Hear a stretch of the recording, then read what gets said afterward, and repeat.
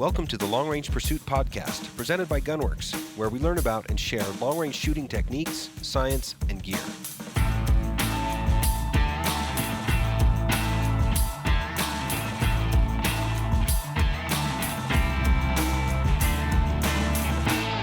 Hey guys, we've got a different style of podcast for you today. We're going to do it with video because I wanted to take Jaci out onto the shop floor, and we're going to do Long Range Pursuit Podcast number whatever with live action. So maybe we can put this together as a YouTube video and share it that way as well.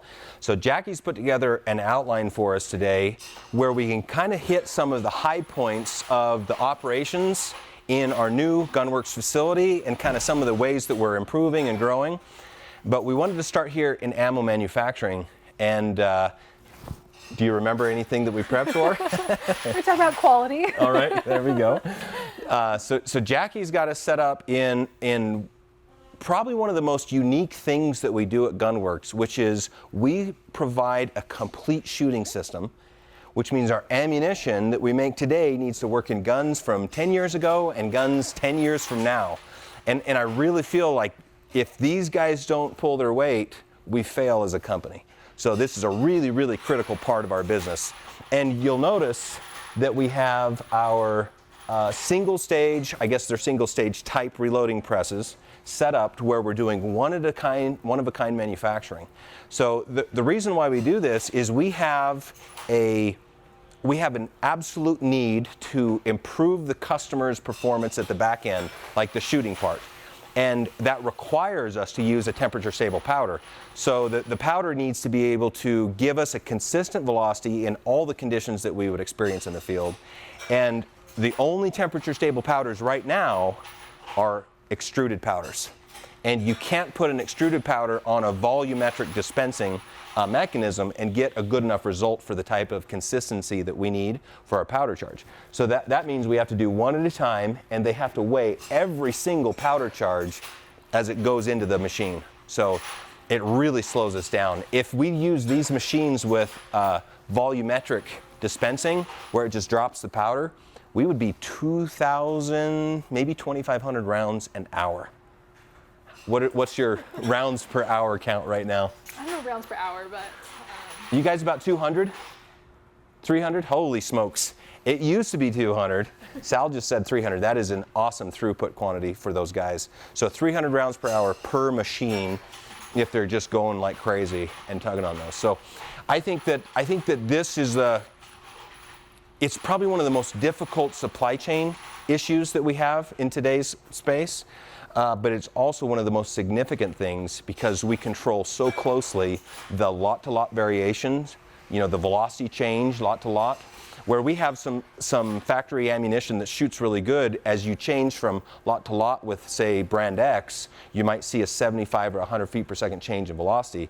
When we build a rifle for our customers and we do all the ballistics and we do all the setup, that just doesn't work. We have to give them the same velocity. So I think being able to control the lot-to-lot variations is pretty key. These guys, when they load, what are the things they do when they get a new lot in to make sure that it's consistent? So, I mean, before it even makes in here, when the products come in, we do dimensional testing, make sure that it's according to our prints. Once it passes that. So that's mostly brass bullets. Yep, brass bullets. Once it makes it past that step and these guys get ready to start a run, they'll make a sample run of ammo, and they have one of every caliber of our rifles. They go and they shoot it over a chronograph. They look at accuracy and velocity and make changes as needed so that it has consistent velocity. Yeah, so the shooting lab we have really facilitates that, where they can go in and set up their test equipment and do a shooting example of this lot produces this group size, produces this velocity, and then they'll tailor a powder charge or other variable to accommodate any changes that are needed. Yep. Yeah. It also it's a one at a time, per shot quality check as well. So everything's hand inspected, not machine inspected. So that's pretty nice. Yeah. Well, thanks for showing us the ammunition room. Let's check out the next one on the list. What do you got? Where are we going? We're gonna go suppressors next. Okay, cool. Let's go check that out. So Jaci is our director of operations, and she has been spearheading a lot of the improvements and developments and new machines and new process as we come into the shop. And I was just teasing her about this conduit, and she says, well, wait a minute, we're doing a new machine. That's what the conduit's for. So we'll let her off the hook on this one. We've got a lot of stuff going on in the background, but what we wanted to hit here was our suppressor manufacturing cell. And you were talking about in the first podcast how this was the first kind of fully integrated cycle that we put together. Why don't you share a little bit about that with us? So we order in our raw material. We have our machine right here that makes all of our parts. And then we have our wash and our heat treat, weld and engrave. So we literally order in just one part, that raw material, and then we kicked out a finished suppressor out the other end of it without having to include any other vendors or suppliers or anything like that.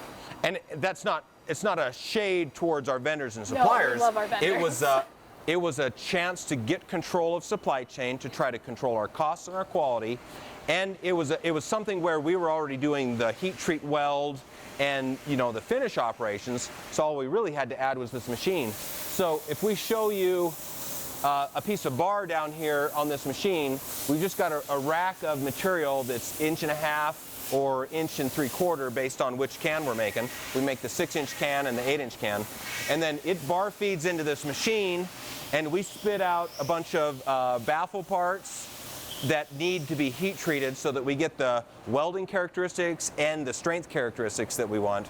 And then, as she said, we go to welding and then laser engraving and then our finish ops. And we use a nice Cerakote product for our finishing, and it lets us do that in-house with our team. But this was a pretty fun project because of that raw material to finished goods experience. And I think it's a great pattern for us as we grow to be able to set our paces, to do our bench work and our quality checks, and all of those other things that we've kind of learned in this operation. So it's a good example of what we can do, when we put the resources in place to do it. So where are you taking us next? We are going to go to R&D machines. Oh, all the way down? Yeah, okay, all the way cool. to R&D machines. Well, let's go down and check out our R&D machine shop. So Jim he's running our R&D machine shop, and he's the guy that we were talking about in the last episode that can make anything. He was just on his way to show off a couple cool parts that we've been making on a run-up for a new product. So Jim just pulled this part off the machine. So this is the Arca rail, right? Yep. And so we're just doing like a batch manufacturing spool up. Spool up is get production out of So proving some final designs in what we would do for our first article inside process. Have you seen one of those? Have you seen that? So just updated a couple shapes on our stock and our, very cool. Looks good. I like those. This is Aaron's favorite place, I think, maybe second favorite place, but this is one of his favorite places in the whole building. I believe I even saw a selfie on an Instagram account of yours of you working back here one day. He doesn't post a whole lot of selfies, but I was really surprised by that one. But this is his baby back. When I was paying my way through college, I did a construction business, and so we would do installs for sprinklers or landscaping or whatever. And my absolute most favorite thing in the world to do was roll out sod, because that was where everything took shape. And I think this is kind of the same. This is where that design or that idea that is on a computer, right? You get it out of your head into the computer. Now it's on the computer. That's where this really turns into something. And I've been wanting to tease Jim about this pile of debris right here. Looking at that. Isn't it bad? But you know what? Every one of those is a badge. Every one of these represents some cool little part that Jim made, and it's the leftovers, and it hasn't been dumped into the recycle bin yet. But this is a really cool spot for me, because I'm so oriented around product. But these products that we make here eventually make it onto the shop floor for spooled up manufacturing, whether we send it out to a vendor to do it or we do it here internally. And I think that's why this area has such a good vibe to it. So we run a couple lathes, this is a 5-axis. We can make so many cool things on this 5-axis. Then we just got a vertical mill over here, and then the manual machines. But that comprises, the bulk of our R&D machines. And we're running some Haas. They do a really good job. Most of the stuff that we make is on aluminum, so it's it just works good, and they'll last forever. So I like it. You got me.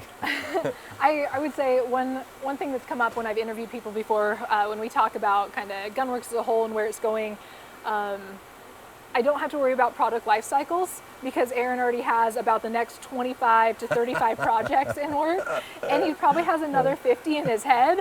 And so it's like, I don't have to worry about like this product dying off and what are we going to use to replace it, because the next one's already going before this one even hits its peak, I would say. That can actually be a problem sometimes. It can. That's why those other 50 that are in my head haven't been shared yet, because I don't want to freak anybody out. He loves new products. Yeah, cool. Which area are we going to next? We're going to go to the warehouse. Okay, cool. I'll follow you.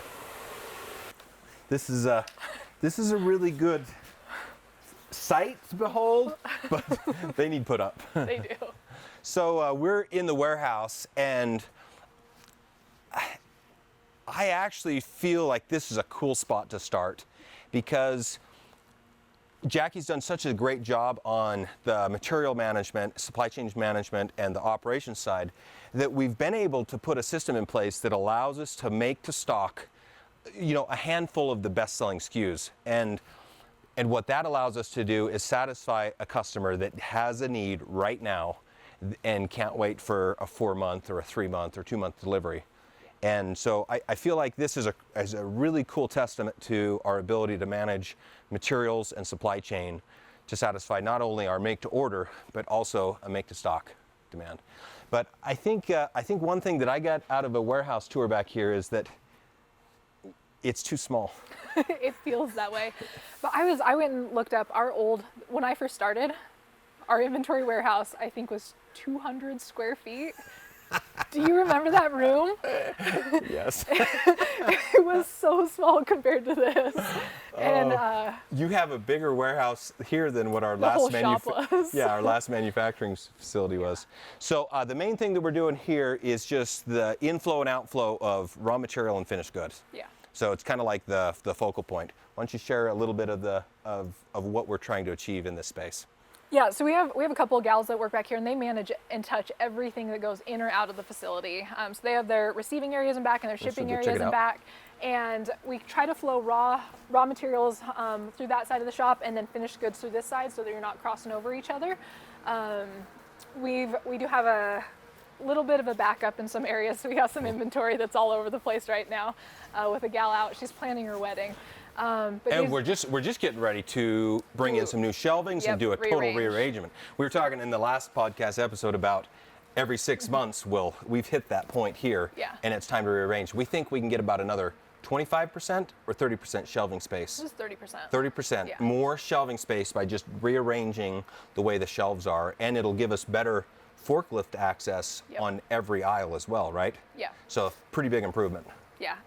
Yeah, we're gonna rearrange them, put them in line with our beams, so that we're not crossing beams with the forklift, and we can get that top shelf. When we spec'd out the building, we were saying we wanted 20-foot clear in all of our spaces because we have like our pallet pool system. It takes 22 feet. We had to make it shorter. Warehouse, again, 20 feet is a good number, and I think what we ended up getting was 20 foot to the ceiling, and then you got to subtract all the beams, you got to subtract all the HVAC, all that stuff, and so we ended up with not quite enough ceiling space for what our calculated volume of inventory was going to be. But we did build it in a way that we can knock the back side out and add one more section on, which I think is probably coming up pretty quick. Like, are we going to expand the warehouse, or is everything going to move this way so you can expand the machine shop? Everything's going to move this way. So where are we off to next? We're going to look at Revit. Okay. Or you want to just chat about Revit? No, that's cool. Let's jump in there and we can take a look. Okay. We've got in our Revit space, we're spooling up to run all of the electronics parts and products that we run through our system. So essentially, right now, it serves as the repair shop and the R&D shop for existing product lines. So we've got the BR4 rangefinder, we've got the Revit PMR rifle scope that's got all the micro displays and all the electronics in it. And this shop was set up to be the cleanest space in our facility. We have special flooring that is ESD protection, and then all of our benches are ESD mats and protection, and we have a little hookups that you're supposed to clip onto you so that you don't have any electrostatic discharge.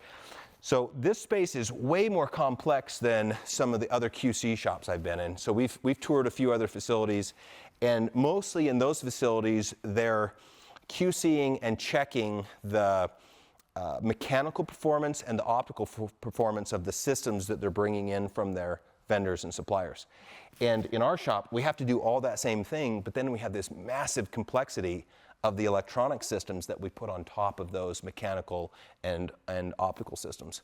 So this shop, I think, is a really cool spot. It's one of my favorite spaces, and I think it's going to be the one that just absolutely gets overrun over the next couple of years as some of these new product lines start coming on. But it's really important to understand in the optics space how it works, and a lot of people don't really understand like the vendor supply chain QC processes that exist, and so there's a lot of stuff that is out there that it doesn't go through the proper QC protocols, and it's just a repackaged or reboxed item that doesn't perform the way that you expect. But a whole nother story there. So pretty cool spot here. I really like this space, and I see a lot of growth coming here. It's going to be cool.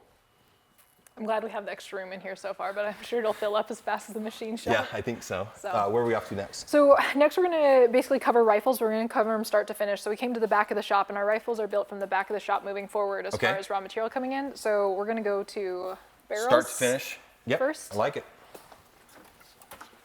We've been working on vertically integrating barrels for, what have we been, 3 years now? Yeah.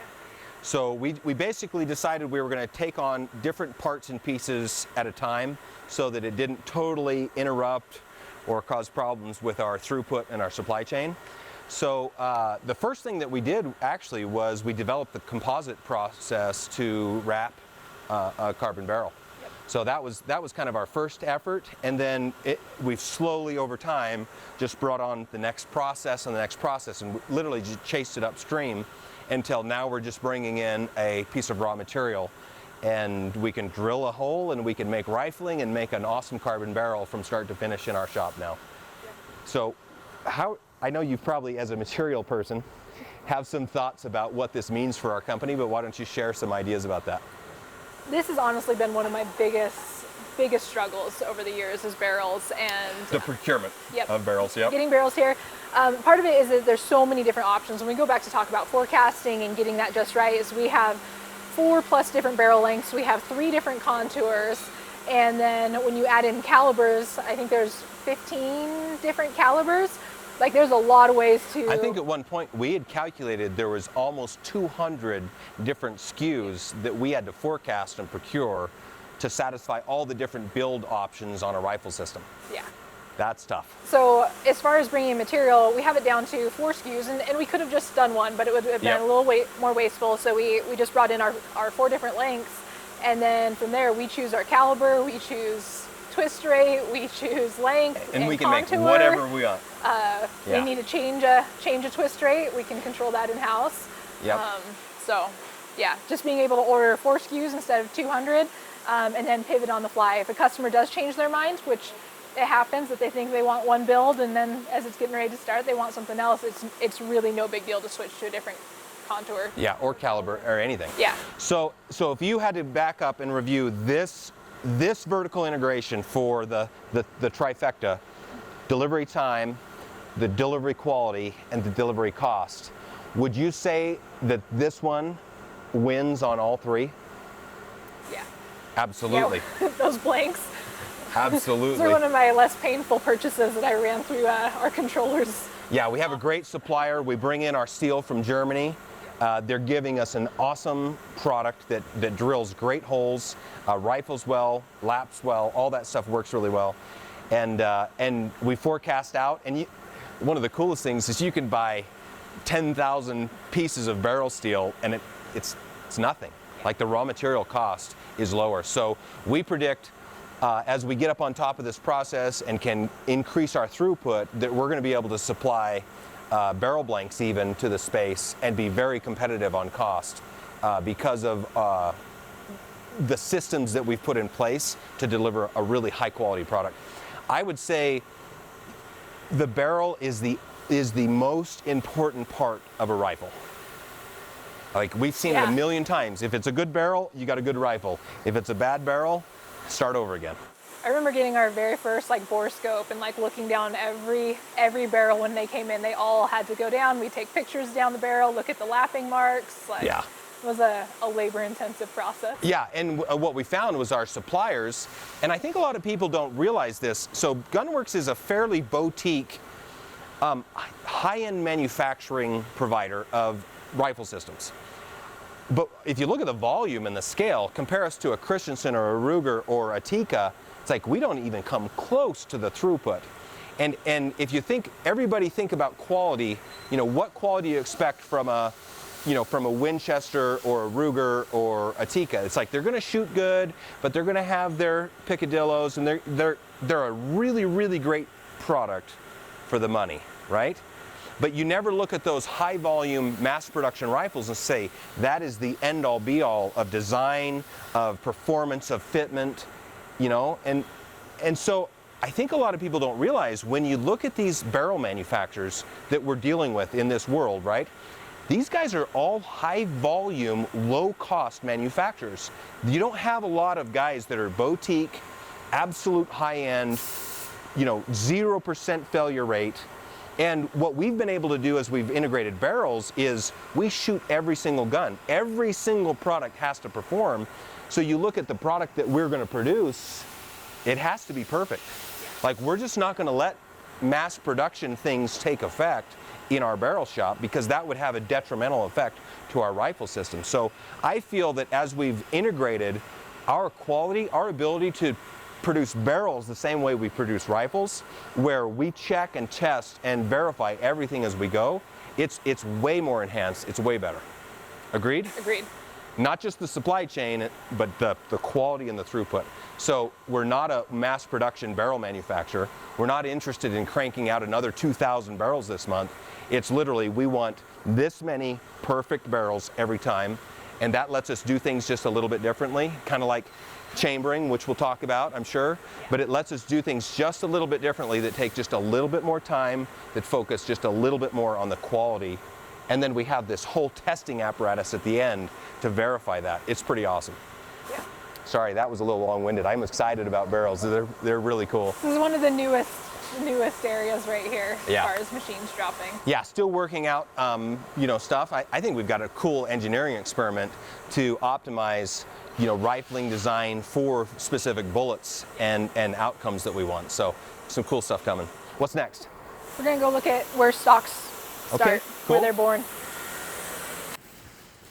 Okay, this is a pretty cool spot in here. We are in the Composites layup room, and we'll stand here for about 5 minutes, and Jaci's going to start shivering because they keep it about high 50s. 68, I think. 62. Is it 62? Okay. Yeah, it's cold. I like They about got 60 degrees on the, there's 57 right there. Okay. So it's pretty chilly in here.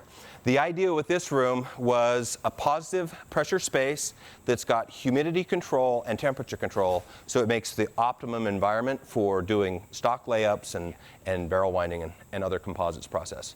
So in our other shop, we actually started this in our small shop, and we had to carve out the space, and it was rough.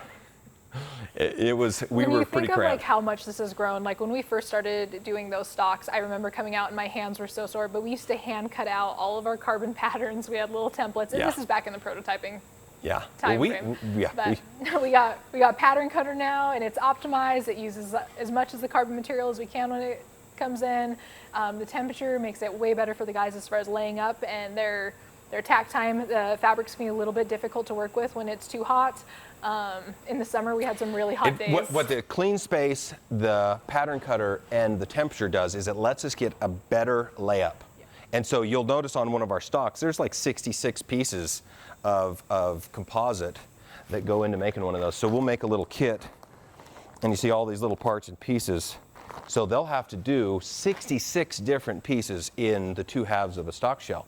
So you do that layup, and when you look at the outside of one of our finished guns, you can't tell that it's a patchwork of very specifically engineered, you know, reinforcements and structures. And that's because on the pattern cutter, they can cut to a specific pattern of the fabric.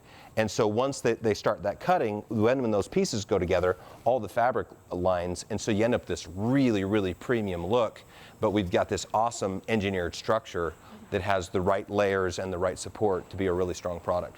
Yeah. So this space is pretty cool, but we do have a lot of new stuff planned here. So you haven't been looped in on the new composite presses, but we've got some processes that are really going to help us with throughput on this side. So when we did this, we were buying stock shells from one of the bigger manufacturers, and that's where we'd run into these 9-month lead times. And what is your current lead time right now on a roll of composite? A roll of composite? Yep. We can normally get them here in about 2 months. Yep.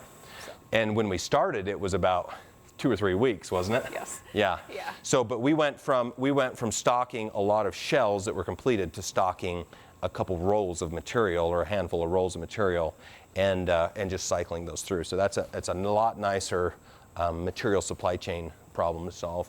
I do believe that we have a lot of touch points. Our guys back here put a lot of effort into making a perfect stock, and there's a lot of hands-on work that goes into making that perfect. But when we're done, we have a really, really premium product. How would you say we did on our 3 things here? I mean, lead time and quality are great, but we talked about cost. Yeah, cost sucks. It actually costs us more money now to produce a rifle stock than it did to procure a stock shell. But I think we just knocked it out of the park with the quality and with the design capability and the throughput. So I think you touched on it, is like those little patterns, they are designed to fit together, but it really relies on these guys to put them down in the right orientation and make sure they're perfect. Yeah. I've laid up a couple stocks and you could tell mine versus theirs. I would say stocks kind of still fits the traditional gun making classification of craftsman.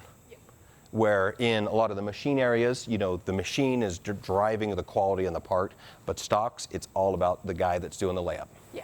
Yeah, cool. What's next? Going into breakout room and inletting. Okay, so we're going to go this way, Nate. We're going to go from the cleanest room in the facility to the dirtiest room in the facility, which they're doing they cleaned up nice, yeah. So right here in this space, we do all the breakout for the rifle stock molds. So you can see a couple molds down there that they've pulled the shells out and they've just started cleaning up and prepping. And you can, over on the wall right there, you can see one that just came out of a mold. So it's got a lot of work left to do. So that's right out of the mold. And you can see a few things that need cleaned up, but we'll have to deflash it. But one of the things I really like to show off is the ability of our guys to put hard edges in a stock without getting resin pooling. And if you can see the lines here, this is a different piece than this, but look at the alignment that they have on the lines. Or if you look at some of these hard edges, you can follow those hard edges in and you can see that there's no resin pools where you didn't quite get good compaction or a good wet out of the stock mold. So that's where we come out of a stock mold, and they'll deflash and they'll sand and they'll prep, and then they'll run down to the paint room, which I'm sure Jaci's going to take us down there.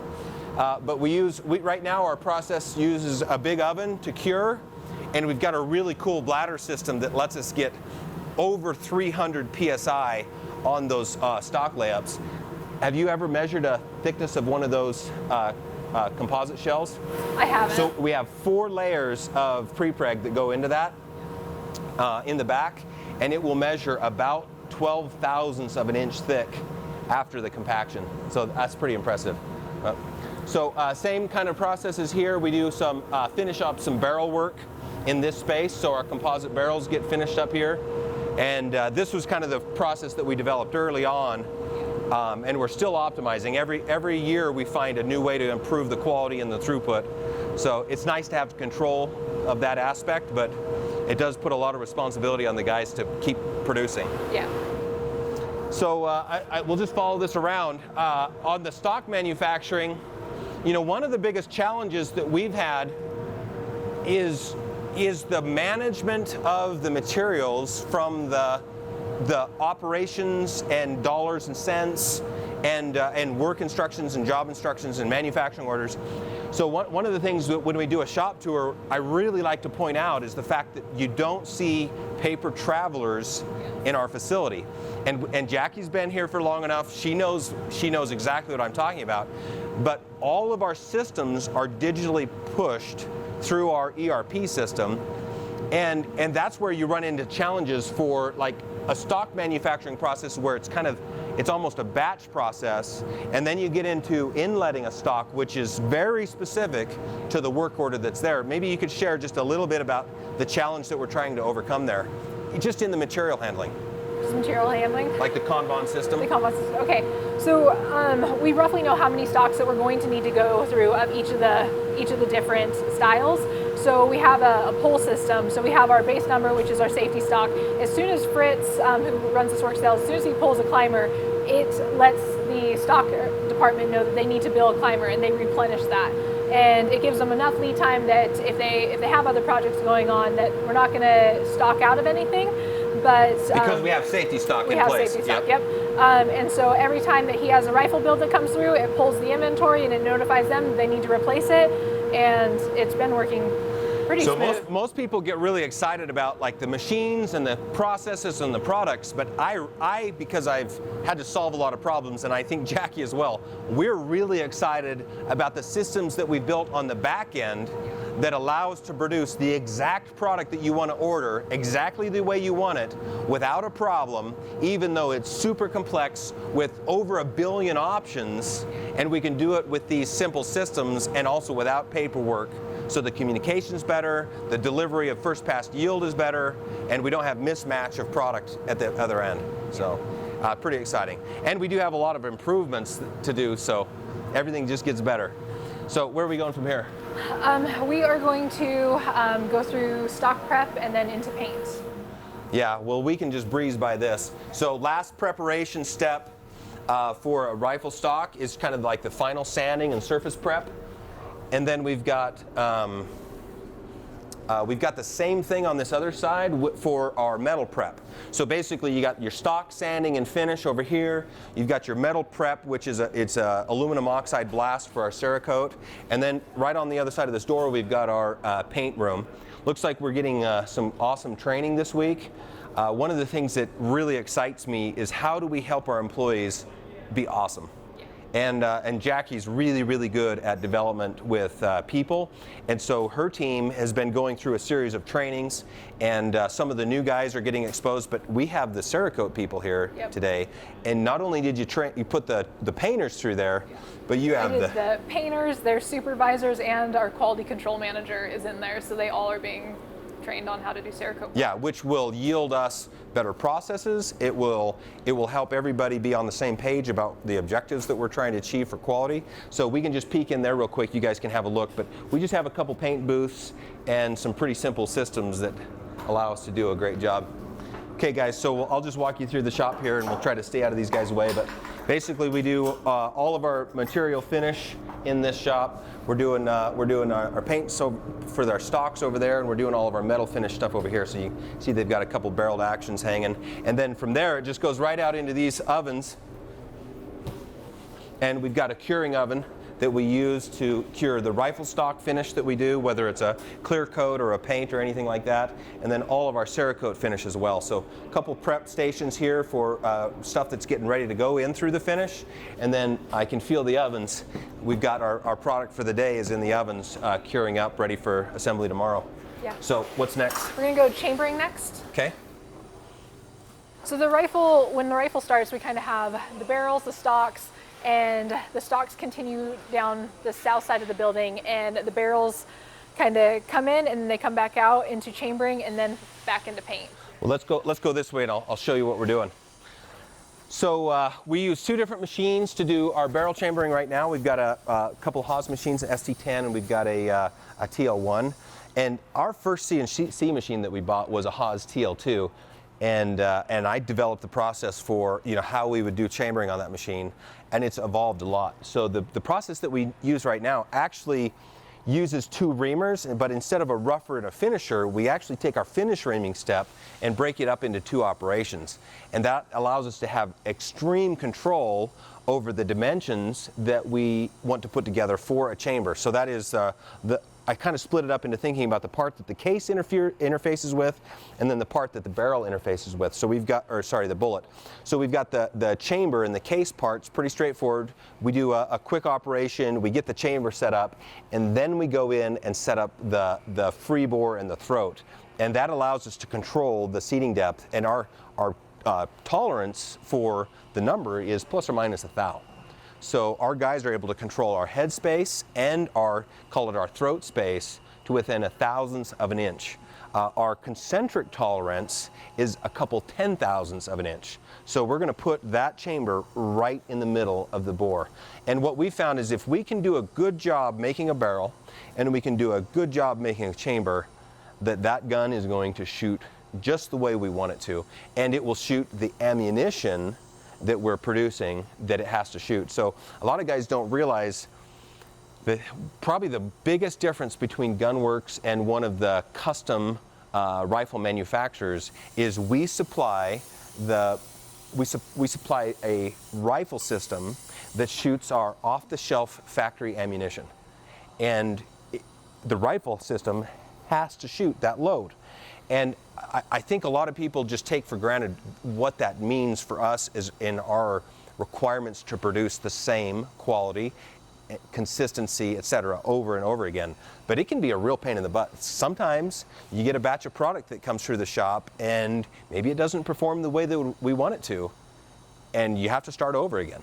So it's a challenge. It really is. Jackie's given me the eyeball because she knows not only does she have to produce the quality, but she has to produce the quantity, and there's a lot of responsibility on her shoulders, you know, to deliver for our company and for our customers. So, but I think chambering is pretty cool. We have, with this machine, we have a lot of user interface and control. We're able to, you know, really be inside the machine and make it work. With the other machine, it's a little bit, it keeps the operator just a little bit more outside. And one of my favorite things is this cabinet that we set up. Check this out. So we set up a really cool work cabinet that allows us to have some cool toolkits for all the stations, and we even store like raw materials in these cabinets as well. So the guys have a really small compact space, but we're able to keep everything clean and organized. It's kind of one of my favorite things that we've put in our shop is that organization structure. So chambering is a pretty big deal. I think we're not going to say we've got it licked because this is something that goes through an improvement process probably every 6 to 12 months. We're just trying out some new chamber reamers that have a through tool coolant, and so that means we have to develop some new feed systems and flush systems, but it allows us to flush coolant through the barrel and push chips out and do it without having add-on hardware on the other end of our outboard spindle. So it'll reduce vibrations and it will help us cut a cleaner chamber that's more dimensionally correct. So another just small improvement, pretty minuscule, but we kind of have to, you know, that's just the way we're wired. What's the next piece on this? So we're gonna jump over to assembly. Up until assembly, we just kind of have a bunch of pieces that float around the shop, and so assembly is where I feel like it starts to resemble a rifle. Until then, you don't necessarily see. I remember having a guy message in early on. He goes, "Hey, can you send me a picture of my rifle?" And I wanted to send him a picture of a bunch of pieces on a desk and be like, "Yep, here's your rifle." So this is where it really starts to take shape. So why don't you just walk us through, I think you've got a couple kits down there. You want to just show a couple kits? And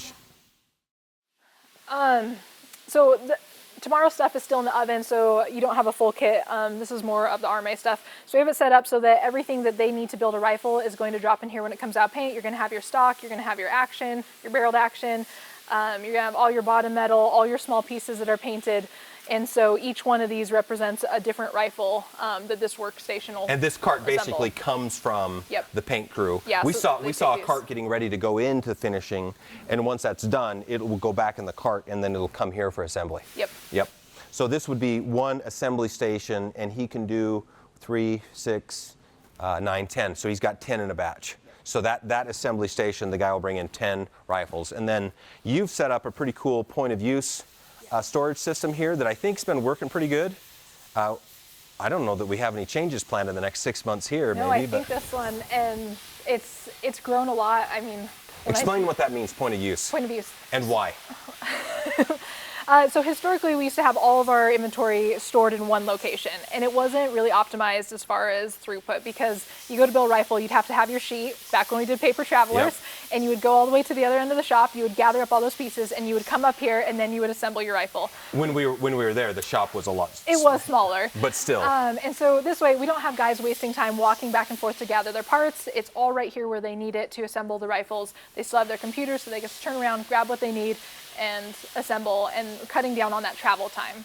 So when product comes in the shop and you receive the product and it goes through the quality process, when we actually store it, it comes here. Yep. So we're not storing inventory in two locations. This is the inventory storage location. Yep.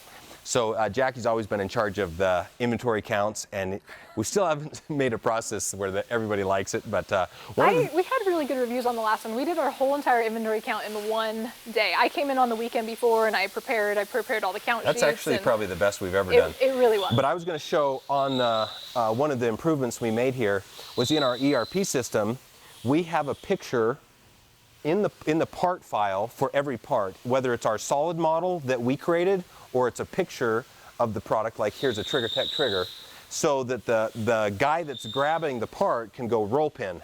That's a roll pin, and you can get right there. We also have the product code, we've got barcode scanners, and a descriptive label.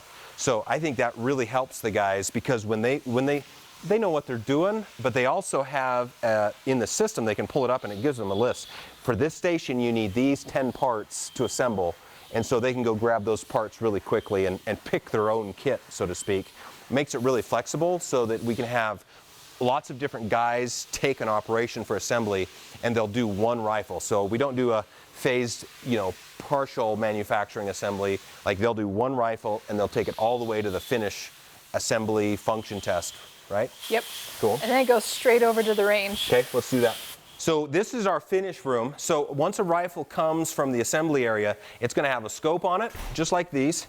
It's going to have kind of the parts assembled, and then this would be the products that they're going to take and finish. So we're going to do barrel break-in, we're going to do all the feed and function testing, and then we're going to do all of the ballistic testing on this rifle before we're finished. Once we're done, we've got a 100-yard range here, and then we also have a 1,000-yard range for support also. But once we're done here, then we're going to mark up a custom ballistic turret that matches that rifle, shooting our ammo out of that barrel. And so then the customer gets the product with an out-of-the-box system. So our tagline, 1,000 yards out of the box, is what we're trying to deliver with that. So why don't you tell us what you need to here, and we'll take a look at that shoot. Yeah, I think as far as the building goes, having the range right here was really one of our biggest gains. When you look at travel time, we've hauled rifles as much as 30 miles away before to shoot them as part of our manufacturing process. We had an SUV dedicated to it, made a trip every day so we could shoot, and so being able to walk 20 steps over here and shoot a rifle right after you assembled it, sure, I think is pretty amazing. And as much as we would like everything to be perfect, like, not every rifle that we build finishes perfect. But the cool thing about our process is, like, we do the test in QC before a customer gets it. So we can evaluate what the challenge is and then do any rework or refit or adjustment. And our assembly area is just right there. So we get a lot faster time to that optimum performing solution as well. Yeah. I do like the range. It's pretty cool. We have 100 yards, and we've got 3 bays. And the way we set this up is we've got 2 concrete workbenches to shoot from, and then we've got kind of our lab station right here. And we're testing a new method for finishing rifles, and we're not ready to roll it out yet. But when we're done, that whole lab station will install right here in this bay, and then it'll only take up half the bay, so it'll still give us access downrange. And then downrange, we've got a big rubber bullet trap.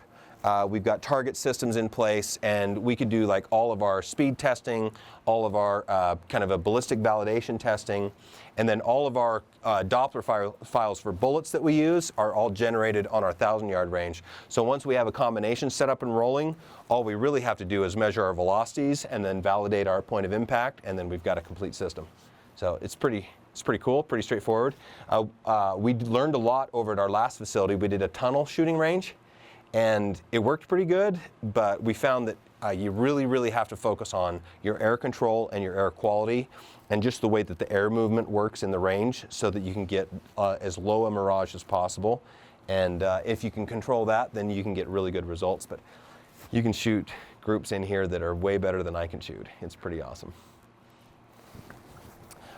The sound control is pretty cool too. So we've got these awesome sound panels. As soon as you walk outside of that, it's noisy. And I think you can hear a gunshot go off in any of the work cells on the other side of that, but it's completely concrete, but it's pretty cool. Yeah. So this would be the last manufacturing operation before we're finished, right? Yeah. So what do you got? Just a QC check, packaging and assembly. Yep, there's a final QC step. We can hit that and wrap out a gun build out there, yeah? Yeah. Let's go.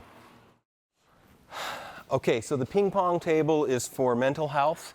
We've been riding our engineers pretty hard, and those guys really like to come blow off some steam playing some ping pong. But this is essentially our QC packaging station. Why don't you tell us a little bit about some of the things that we do at this location before we ship a gun to a customer?